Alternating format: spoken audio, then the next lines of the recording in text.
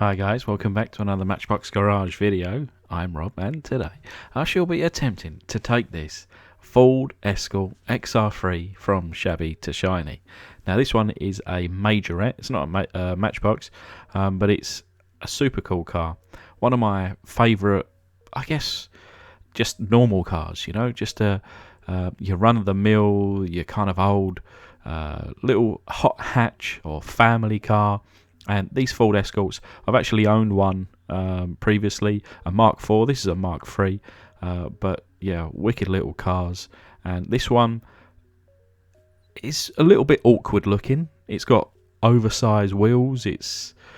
I don't know, it's a little bit squat, but you know, I think it has potential. And I've just noticed that I've just hit 35,000 subscribers. So thank you to all of you guys. And because of that, I'm going to be giving this one away today.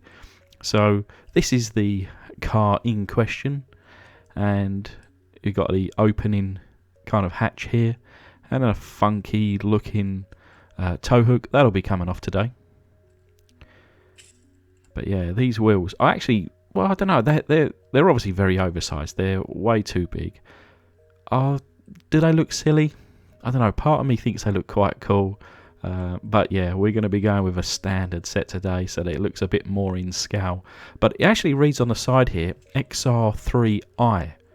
Now, I believe that the Mark III Escort never had the XR3i.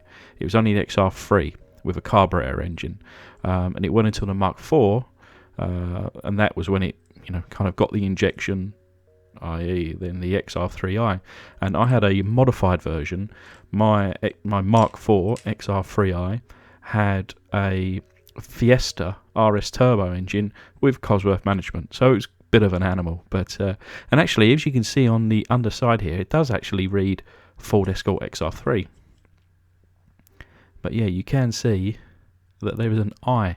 So anyway, maybe just a little kind of misprint on this one. But yeah, I believe it should be XR3. But these are the wheels. I'll be putting those to one side. And all the bits here just falling out. Thankfully the glass is intact.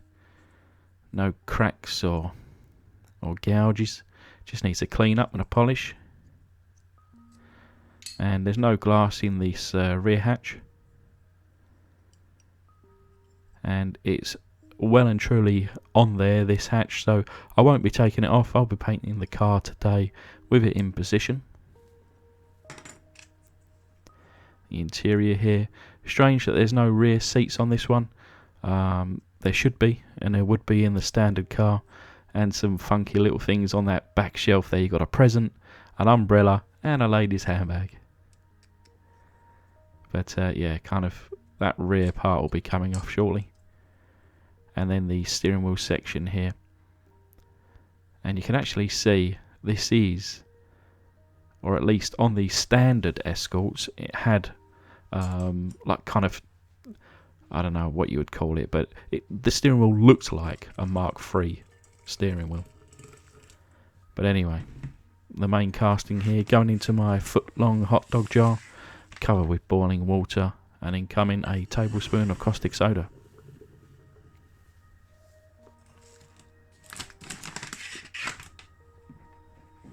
And looking at it without mucking around, not a huge amount going on straight away. Majorette paint holds up pretty well. Kind of comes off in sheets rather than melts off or coming apart in little bits. So I'll put that to one side and we'll start cleaning up the plastics. And that's the interior there, looking nice and clean. That'll be getting a paint. But this section here, I'll put that to one side. That'll stay as it is in black. And then the glass section there, looking good. And go straight into the Pledge Revive It floor polish. Give it a little tap here. And look at that, looking good as new.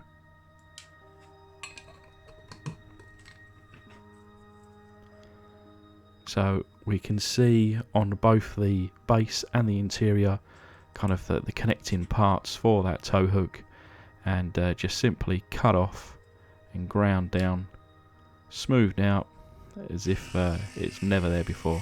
I'm just going to give the base a bit of a polish up. Polished up, not majorly different, but anyway.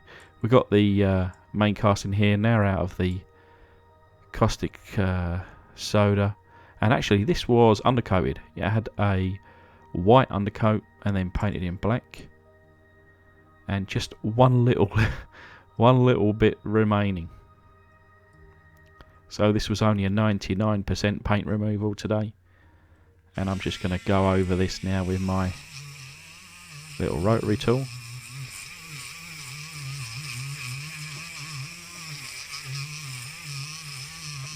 And like I say, this one will be given away to one lucky subscriber.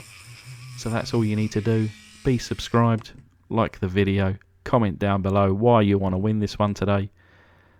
And I'll pick a winner at random at a later date.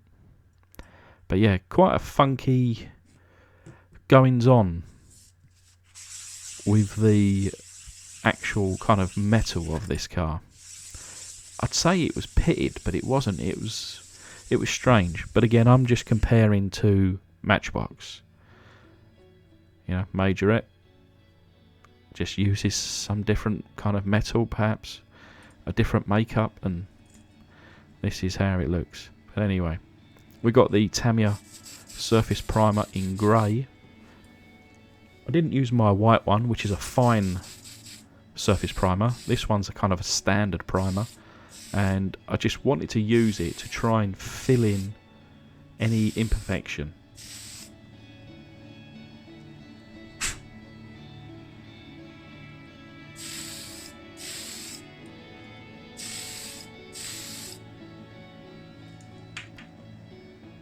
And you can see there, it's looking smooth as a baby's butt. And then usually I remove the paint off of bases and I polish them up. This time I'm actually going to add paint to it. Reason being, the real car has painted kind of, or at least this base shows like the body colour at the bottom, and then like black plastic bumpers. So I just thought I'd paint the whole lot. And the interior here, we're going to do a bit of a colour reversal. So I'm going to paint the inside black and then the outside red.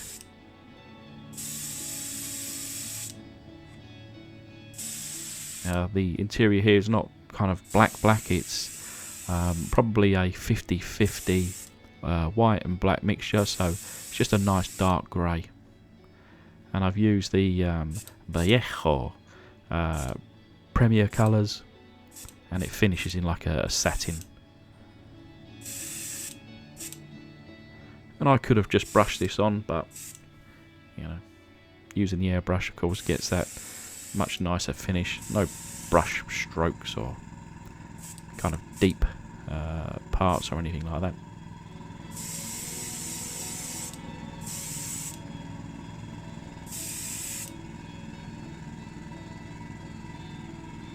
So there we are, looking good. Like I say, that dries off in a satin, and then I'm just going to paint the same over the base of the vehicle here, kind of concentrating on the, I guess, the centre, leaving somewhat the ends because I'll be painting those in the body colour of red shortly.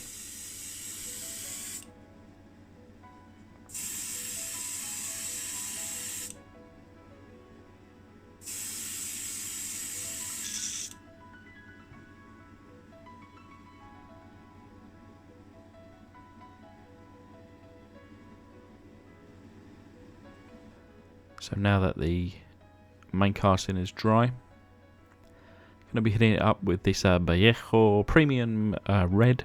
Now this does again finish in like a satin, so off camera afterwards I've hit it up with, let me actually reach for it because it's like it's a strange thing. It's called Mecha Varnish, again by Vallejo. Water-based acrylic airbrush varnish. It's a gloss varnish. Danny's Diecast Disasters. He uses it, recommended it to myself, and it is good. It doesn't kind of... It's supposed to be a real glossy finish. I don't know, it's kind of like a satiny gloss, if that's even possible, but I'm sure you kind of get my meaning or understanding. But here's just a single coat, and I'll paint it again with a second coat later on. But it's the following day now, so we've got the glass dry. That interior's nice and dry, really like that. Like I say, I painted the ends of this in red, same colour as the car.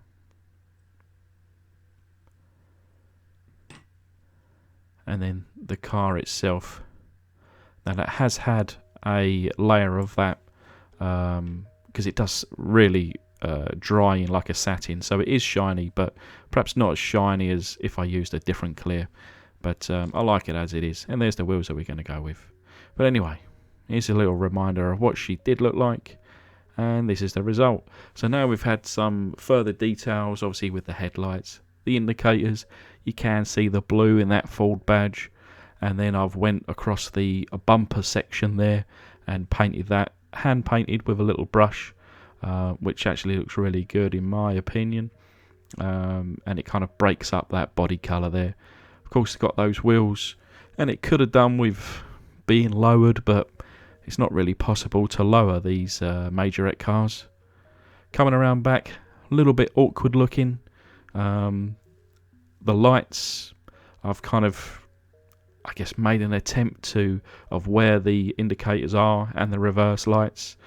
There's no actual casting lines, so it's not perfect, but I think if you squint a little bit, it looks just like a Ford Escort Mark III XR3. There we are. So anyway, just want to thank my patrons, and remember, comment, like, make sure you're subscribed, and I will be picking a winner sometime soon. Good luck, guys.